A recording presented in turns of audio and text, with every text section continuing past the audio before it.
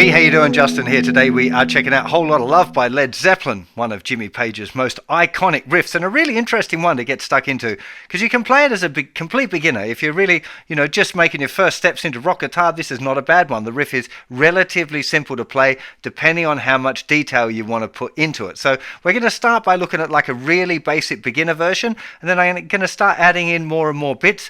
Obviously the solo is not for beginners, but again there's some different approaches to that as well, how much detail you want to get in, and want to have a little bit of debate about how much accuracy is enough when you're learning a solo, but we'll talk about that a little bit further on down the line. Let's start off by looking at a real basic beginner version of the riff and then gradually get it more and more complicated.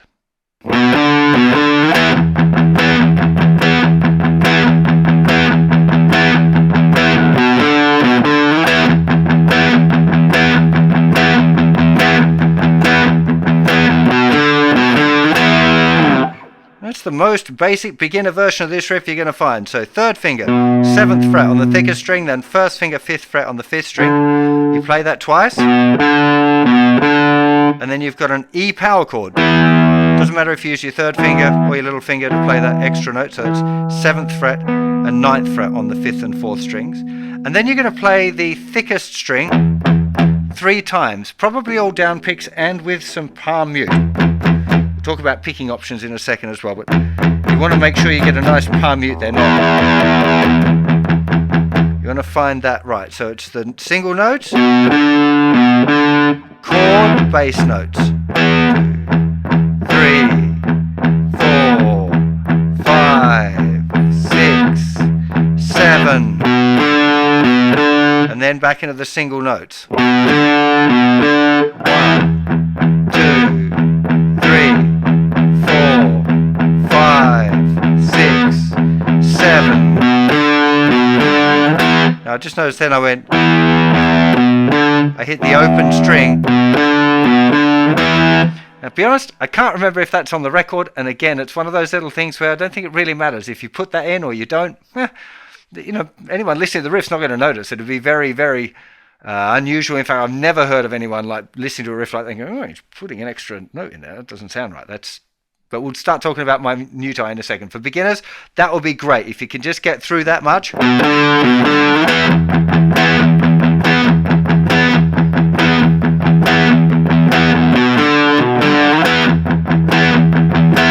So the first couple of times round you have that 7 hits on the chord before the single note riffy part comes back again. But as it gets further in the song into the verses, it only does that 3 times. So you move from this to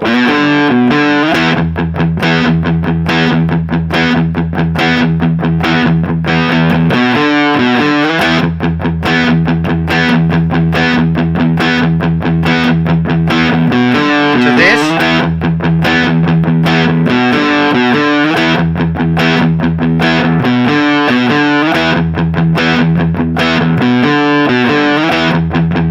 To this.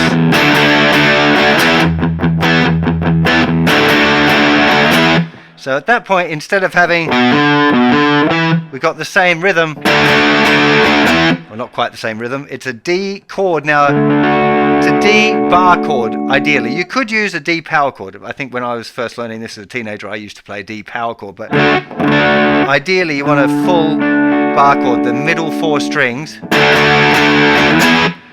Down, up, up, up, down. Down, up, up, up, down. Down, up, up, up, down. 2, down, up, down. Down, up, down. Now, if you're a beginner, counting that's going to be really horrible, so you're better off just listening to it and getting the rhythm of that in your ear. Because trying to count 1 E and a 2 E and a 3 E and a 4 E and a 1 E and a 2 E and a 3 E and a 4 E and a 1. It's a mouthful to be able to do that. Much better off using your ears for beginners there at that point. So that is pretty much the whole tune. There's that obviously that section where it goes very, very strange. And if you're playing rhythm guitar, you might be going just 2 hits on an E chord, and that's it. So that's pretty much that. That's your parts. You could jam along with the record there, except for that, obviously, the very psychedelic, strange part in the middle, which you're just going to have to leave out, or get real crazy and creative with your effects box, or slide and whatever other toys that you've got around that you can experiment with. So now let's start to dig into a little bit more of the detail. Now, one of the things I found really interesting when I sat down to transcribe this riff was I was very certain that it was all down picks. So it was going to be...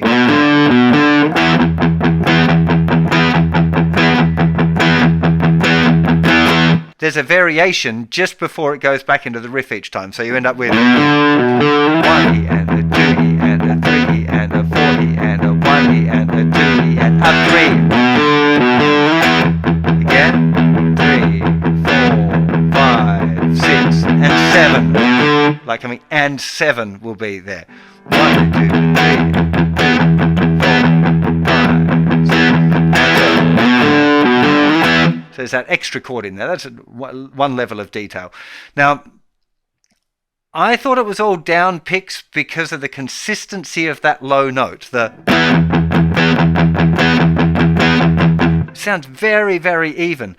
But then I saw some videos, particularly that one Might Get Loud video, where you can see Jimmy Page doing it, and he's definitely alternate picking it. So I'm like, whoa, okay.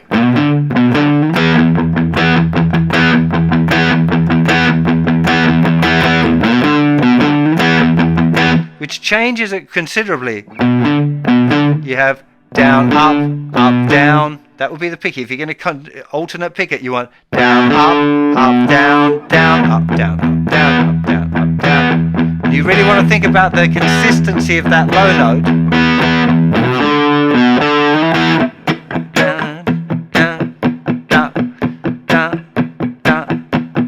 Down, up, down, down. So you remember your hand is moving consistently with that style of picking. It does exactly look like what Jimmy Page is doing. It looks so relaxed and comfortable. And if you do all down picks, it does feel a little bit more frantic. But my ear still tells me that it's all down picks on the record. I guess I'll never know the truth, but that's what it sounds like to me. But definitely watching Jimmy doing it, he's doing alternate picking. So he could have done down picks on the record and then alternate picked it for the rest of the live performance. It's kind of unlikely. I don't know. If anyone knows Jimmy, give him a call and see if we can find out which one is the right one. So that way, the next step along the getting real fussy on it will be the alternate picking and adding in that extra note.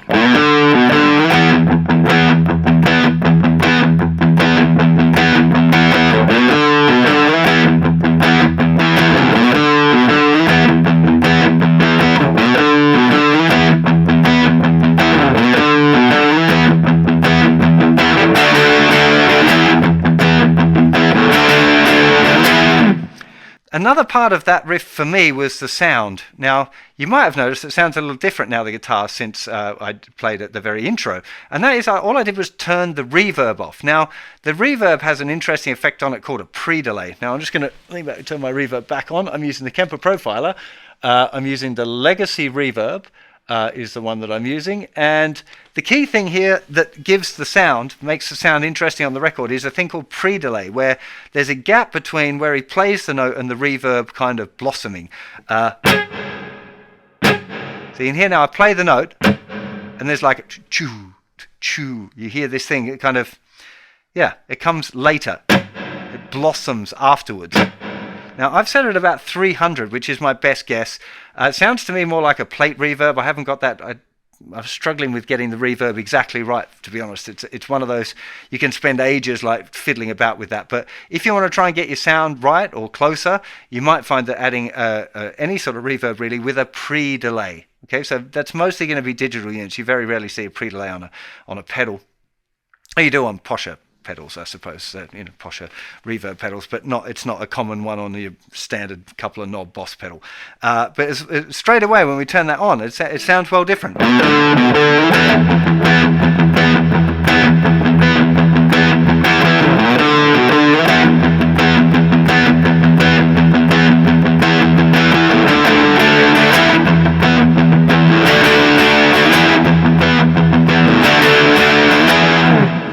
So that's definitely something to consider. On the sound front, I'm usually using the Michael Britt Lux profile. Yeah, it is the 62 Lux 6 profile, which is a Fender Deluxe amp. Probably not what Jimmy Page used, but I find that particular profile seems to work in lots of different ways for me. But what I added, which I think helped get closer to the sound, I don't think I nailed it yet, but it's closer, was I added a fuzz effect.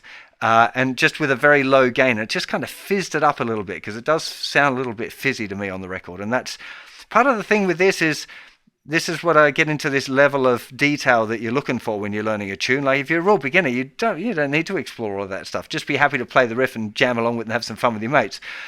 Then you might want to get a little bit more accurate and think about the alternate pick in, listening for how much palm mute is going on, trying to work on the sound, because the sound is, particularly with a song like that, it's kind of iconic part of the whole thing. If you just played it on an acoustic guitar, you'd recognize the riff, but it wouldn't sound like it, right?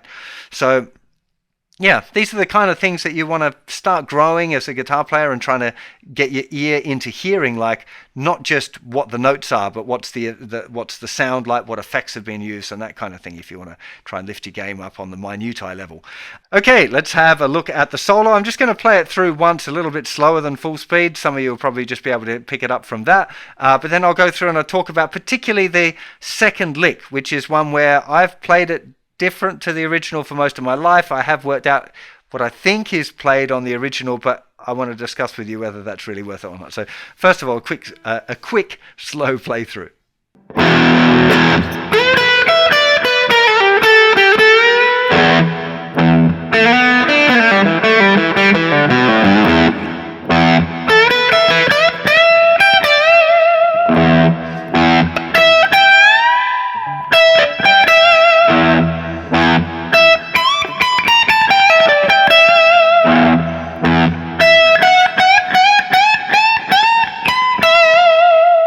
Now, the first thing to talk about, obviously, those low bass notes are played in a different guitar part, so you don't have that scramble to jump up and down from the bass note to the lead parts. That's just a problem that you can make for yourself if you choose to try and add those bass notes in. I'm doing it so because I feel like it makes more musical sense to hear that beat in there. If you just play it without it, it just kind of lose its way a little bit. Now, all of the licks, like I said, are pretty straight. It's fairly obvious. There's some weird stuff like the amount that you're going to bend on each note, which is depending on the level of detail you want to get into, exactly how far you bend those notes, and practicing it along with the original recording, maybe not at full speed, are going to help with that. But it's that second lick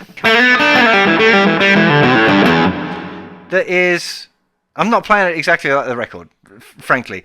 I've played it this way for most of my life, and I've gigged this song a bunch of times, and no one's ever noticed that it wasn't right. In fact, I didn't really notice that it was wrong until I sat down to do this lesson. I'm listening to it going, it's not exactly what I thought.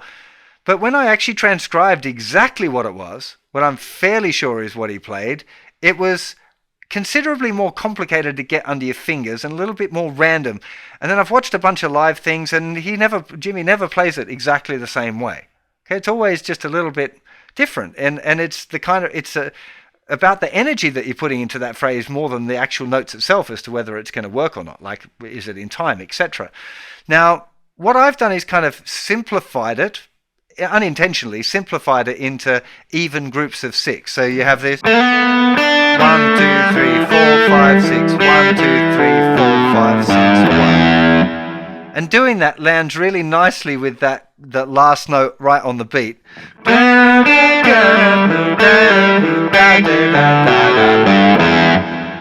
It works really nicely. What I think he's done on the record is... I'll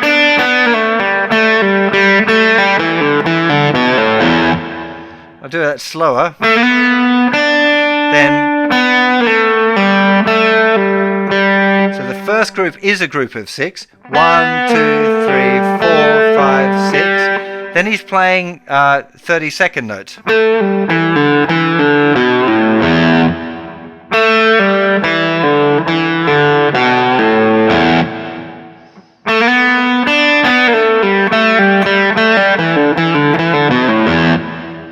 Now, it just doesn't. I've tried to practice up his one to show that to you, and play it just like the record. But especially once you've learned a different one, it's very, very difficult. And that change between the groups of 6 into the 30-second notes is awkward. It makes it a lot more complicated, and I don't feel like it's calculated when he did it. He's just improvised it and put his energy into a fast lick. That was a pretty shoddy version of it, but that's the feeling of it, is playing that lick and then going into some sort of speedy descending open position run. So I would encourage you to make choices when you're learning a song as to how much effort you're going to put into what and why. If there's a technical thing that you want to learn and get it real accurate, that's got a lot of benefit. That's a really good thing. Sometimes if somebody's improvised something and it's a bit random, it can be incredibly difficult to copy it. And the person who played it probably doesn't play it exactly the same anyway. So in that instance, I feel like there's a limited benefit to really studying the minutiae of those things. And it's a call you have to make. If you were playing in a Led Zeppelin band, it was really important that you really nailed that stuff, then you really want to nail it. Using a half-speed playback to make sure that you're playing it exactly along with it correctly. But again, in that lick, I'm not sure whether anyone would really notice that, you moved from a group of 6 into a group of 8 in beat 3 or beat 4 of that bar. I don't know. It's got to be your call. But anyway, enough of me jabbering about that. But I think that kind of thing's really important. Hope it didn't freak you out too much and you're going, oh God, this guy's talking again. But anyway, let's get into learn the rest of the solo. Okay, lick 1.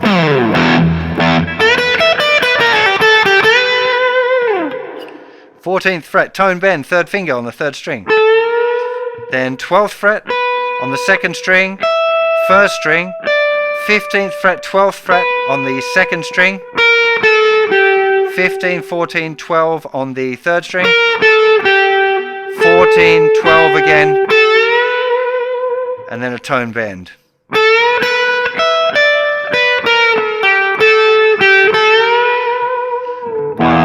2, and 3, and 4, and...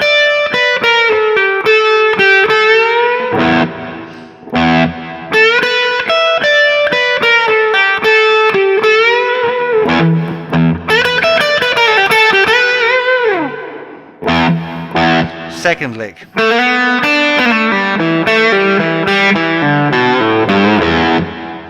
So this one we are starting here with a slide from the 2nd to the 4th fret, and then putting first finger on the 3rd fret of the 2nd string. This is sliding down to the 2nd fret on the 3rd string, flicking it off to 2nd fret on the 4th string.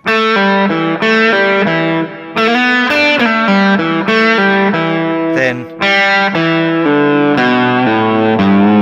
straight down the pentatonic. G, that's the 3rd string open.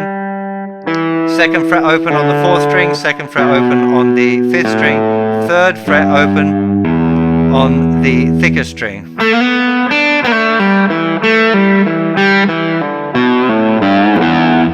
Remembering that's not exactly what to play, but for most people they'll find it a bit easier to stick with that sextuplet there, the groups of 6.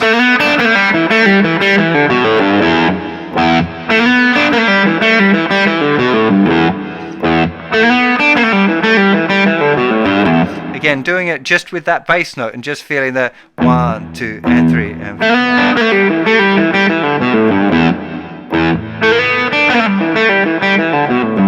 It's really good practice just to be doing that one, each one of those phrases over and over again, rather than trying to do the whole thing consistently. It gives you a chance to work on anything that you're finding a bit of a struggle. Okay, third phrase.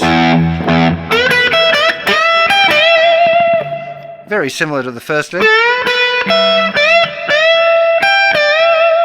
It's kind of the old Chuck Berry lick or T-Bone Walker lick. Okay, 15th bend twice, 15th fret, second string tone bend twice.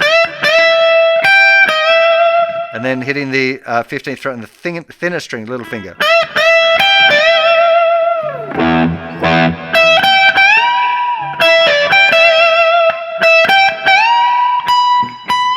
Double tone bend there, so we're playing 17th fret on the second string, 20th fret on the second string with a double tone bend. Bending it up to B. That's your check note. And finishing with 17th fret, 19th fret on the third string, 20th fret on the second string, and back to the first string.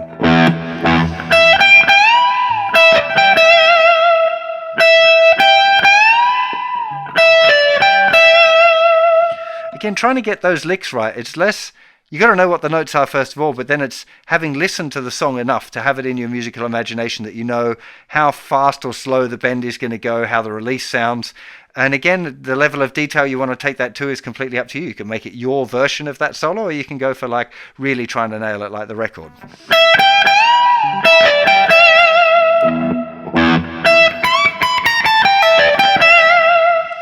So here we got 17th fret on the second string, 19th fret tone bend, chromatic 19, 18, 17, 20th fret, 17th fret. Now, I was always playing that 20, 17, 19 on the third string and back. But I think, again, on the transcription when I started really getting into it, it's almost like you went to play it and then it just didn't come out or something. And whether you put it in on, it's up to you. So it's probably more likely to be that, but does it really matter if you put that extra note in or not? I don't know.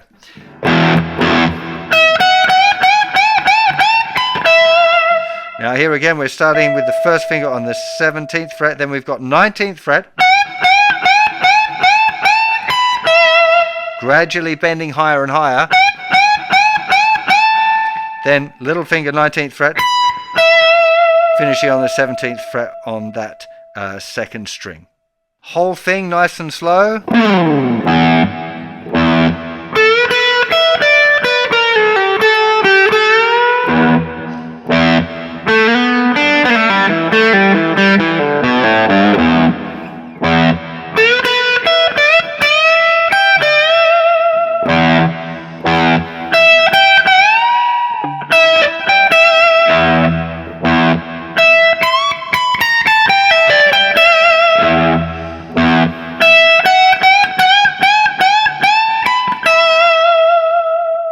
Well, I really hope you enjoyed checking out this all-time classic Led Zeppelin tune. There's loads of things to get stuck into depending on what you want. Hope you enjoyed and didn't get frustrated by my talking about the minutiae and all of the kind of semi-philosophical kind of level of guitar learning. Plenty more Led Zeppelin over on the website, justinguitar.com/songs. Type in Led Zeppelin, you'll find all of the stuff. We've got some tabs up there as well for a lot of that stuff, which is super cool. I'll see you for plenty more Led Zeppelin coming up as well. So stick around. Don't forget to hit the subscribe button if you want to get notified when I get new lessons out. Remember, there's tons of stuff over on the website. It's free to sign up, so go and have a look if you haven't been over in a while. Plenty of exciting things in the works. I'll see you for plenty more very soon. You take care. Have a great day. Bye.